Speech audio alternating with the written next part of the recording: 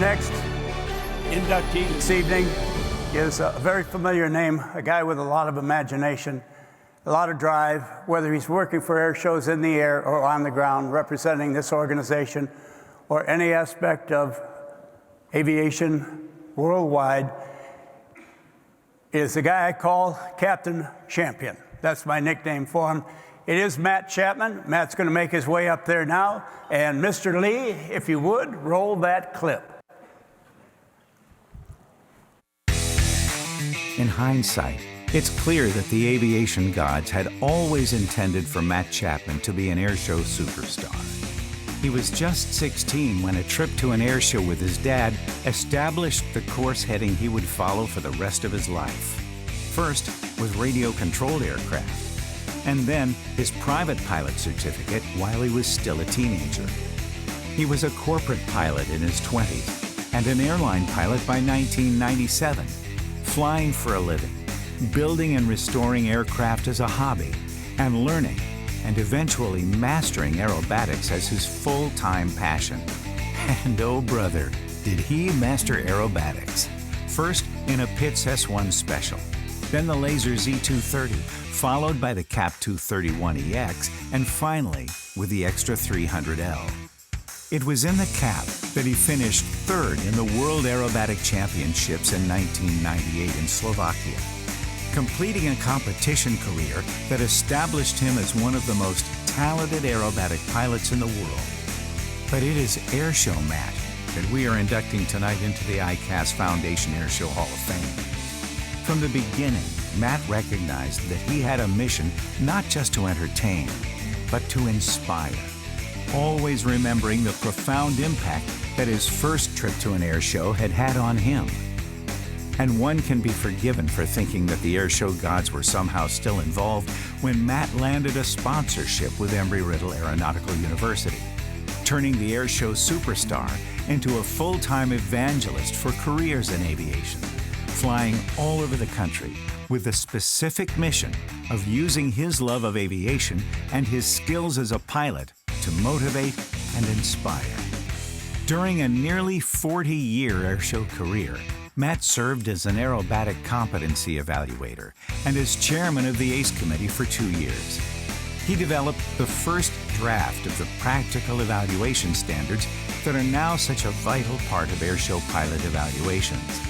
And he has been a mentor, leader, and role model in our business for most of his adult life. And tonight, we are recognizing him for the influence and impact of his career as an airshow performer. Ladies and gentlemen, Matt Chapman.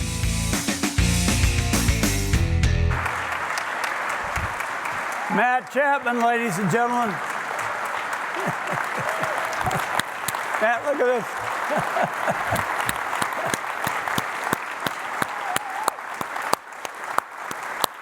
Thank you. Wow, thank you. Manfred, you made this really hard for me. You did such a nice job. I'd like to thank ICAS and those who made this possible, the foundation, and the person that nominated me, to my knowledge, Mr. Wayne Boggs. Thank you very much. It's quite an honor, and your friendship means the world to me. Going to air shows for many, many years, this gentleman would always be one of the first to greet me. He'd stop whatever he was doing, as busy as he was, and he'd always come over and ask how I was. It was nice to see me, which meant the world to me. During the weekend, every time you saw him, he was smiling, and all the people around him were smiling. That is the Manfred Radius we just inducted this evening. And Manfred, congratulations. It's an honor to have shared the skies with you.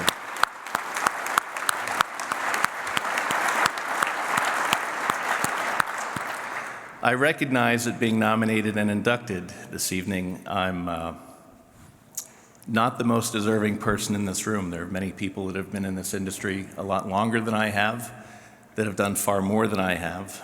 Many of you not as long as I have, but have also done far more than I have. And it's truly an honor to be here. somewhat humbling and embarrassing, to be honest with you. As you know, I was a solo aerobatic pilot for a good portion of my career. I also did formation aerobatics with Mike Mancuso and Rick Klein and the Klein Tools Airshow team. Later in life with lead pilot for The Force with Bill Stein, Jack Knutson, and Rob Holland. He's an up-and-comer. Some of you may have heard of him. But you know, as much work as we put into this, before I continue, I forgot to say this. Skippy, your speech was perfect because I'm going to take your 3 minutes because I'm going to go more than my 3 minutes. Remember that, Rob. Don't play me off just yet. But, you know, there's a whole supporting cast to getting all of us performers in the air. There truly is. And as a spectator and as, you know, a producer and things like that, you might not realize what all we go through. But, you know, take Sue Amy at the insurance company that I was insured with for 25 years. She wasn't just an insurance agent. Amy was a friend. Mark and Angela, Onboard Images. I've worked with you for almost my entire career, and I'm probably the first person you worked with that gave you the electric drill and said, drill a hole in my airplane anywhere you need to put a camera on. The images they captured of me over the years have been fantastic. Producers.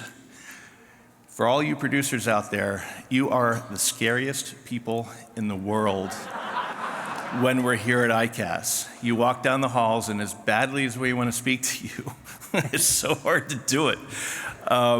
You know, I've been here a long time, and I remember Barry Santini gave me one of my early breaks in the airshow business up in Wilkes-Barre, Scranton. Rick Grissom, he was terrifying. And at Oshkosh one day, he came over and offered me a beer, and we were fast friends after that. Brian Lilly, Rudy Malnati, talk about terrifying. That dude was terrifying until he gave you the hug. And when you got a hug from Rudy, you knew you were part of the team, which meant the world. Chuck Newcomb, Dan Biggs, important people in my airshow career. Also very intimidating, except Dan Biggs. He was the nicest man in the world. And Kim, you're not intimidating, you're a sweetheart. One of my biggest breaks came after I did a couple shows in one summer with Charlie Hillard, and Charlie was kind enough to invite me to come up to Oshkosh for the first time. I was honored to perform on a stage at Oshkosh for many years. I've lost count. I didn't try to figure it out. I was just very fortunate, as it is truly an honor to be a performer there. That was continued by Joe Schumacher, and then of course for 10 years, and I was shocked to hear that it was really 10 years, Dennis Dunbar kept inviting me back and putting up with my crap. It was really special. After hearing Manfred say he's been to air shows 27, 28 times in a row, this seems pretty small, but it was big for me. There's one air show in particular that I loved going to, and I was there for, I think, 13 years straight before they took a break from me, and that's Battle Creek. And Barb Haluska and your team has always been really wonderful. My crowning moment in the air show industry happened at Battle Creek, and that would be them naming a road after me, the Chapman Cheater Highway. And I understand it's actually paved now. But the best part of this is the Chapman Cheater Highway replaced the Tucker Highway. Yep.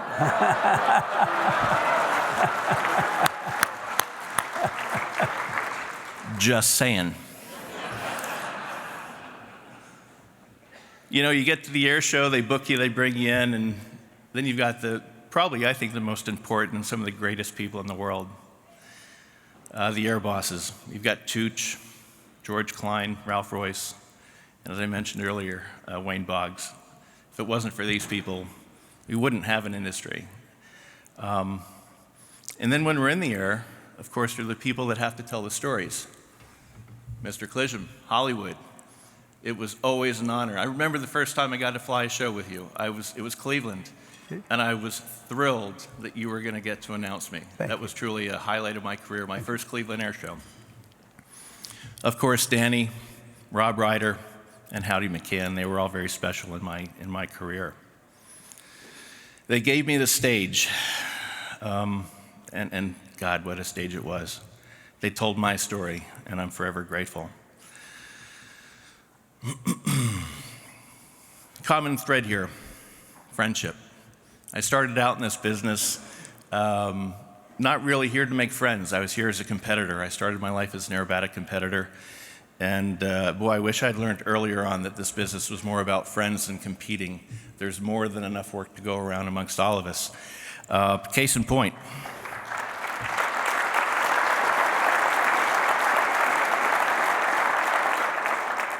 This is going to come as a surprise, but I started out my airshow career hating Michael Goulian.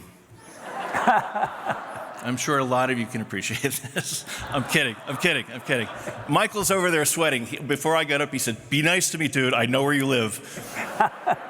But I was finishing up an airplane, my laser, the red and white blue airplane. I was finishing that up one year, and I hadn't been to a contest in a little bit. And I'd been hearing about this spoiled rich kid up in Boston that was pretty good and winning all of his contests. I'm like, yeah, right. Well, I hate him. Never even met him. And I just found out last night at dinner. I said, "So, Michael, you'd heard about me, right?" And he said, "I actually never heard about you until my first contest." So we'd walk past these contests for several years. We'd bump shoulders, and we had a cool relationship. And then Michael and I ended up making the U.S. Aerobatic team in 1995 and 96. And we hired the same coach. We went to Florida to work with a French world champion. And Michael's still sweating, I know it, because he knows where this is going. And I'm giving you the PG version. But we all went out to dinner with our host, and we were leaving dinner, and my cold, formal relationship with Michael changed in 10 seconds, literally 10 seconds. And it happened over an after-dinner mint dispenser. He fell out the front door of this restaurant, belly laughing, forward somersault, on the ground, on his back, looking up at me, unable to talk. He was laughing so hard. And from that time on, Michael and I have been best friends. He means the world to me. Again, friendship. I'm sorry that I missed all the years of Michael's friendship by being kind of an asshole. Rob Holland, another talented guy from New Hampshire. I'd been hearing about him. I'm like, no, I don't like him either. And I'm sure, again, you all understand why. Rob's not a very likable guy. And his eyes suck. So a couple years after Rob being on the circuit, I finally had my first opportunity to fly a show with Rob. And we're at Martinsburg, West Virginia. And they asked us to go up on Saturday morning. And Rob and I had done the pleasantries. We hadn't really spoken. I didn't really want to, didn't have the need to talk to Rob Holland. But the air boss asked us to fly a teaser for him, me in and then out, and then Rob in and out. So we blast off. We're going to follow the mayor's opening remarks. So we take off. We blast off a couple miles away from the airport. I'm leading. Rob is on my wing. And the mayor's late. His speech runs long. We're getting bored. I look back at Rob, and he's just sitting there straight-faced. So I knew he was a shit-hot formation pilot, so I'd heard. Didn't like him for that either. So I did a wing over left and a wing over right, and I looked back, and his straight face kind of cracked a smile, and I did a bigger wing over and another wing over, and his teeth started showing. So I did a barrel roll, and he's like back there going like that. And he was stuck to me like glue. So throttle in, propeller in, mixture in, we're full throttle, and we're tearing up the skies 2 or 3 miles away from this airport for like 15 minutes. And I go, "Hey, Rob, how's your fuel?" He's like, "I'm kind of low, dude." I'm like, "I'm empty. I don't have any left." So finally they call us in, and I'm like, "Rob, I got to go first. I'm out of fuel." He's like, "Okay, dude, go for it."